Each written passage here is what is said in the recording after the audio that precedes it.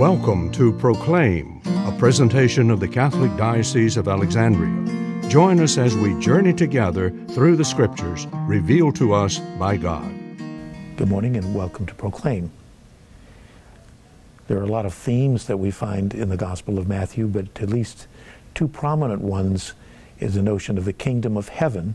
And it's interesting that because of, again, the presumption that his Jewish background would have made it very difficult for him to use an expression we find in other Gospels, namely the kingdom of God, because they were very hesitant to use God's name.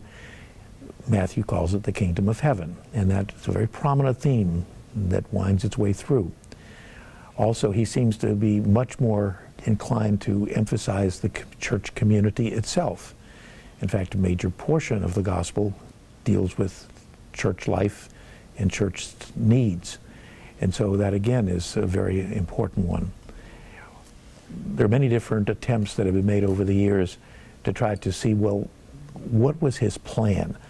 Did he have an outline as he began his writing?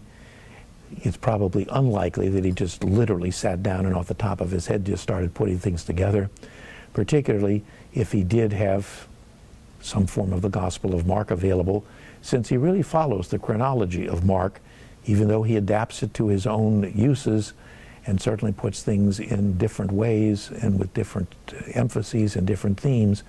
But basically what Mark has as far as an outline of Jesus' ministry is very much a part of Matthew and Luke, for that matter.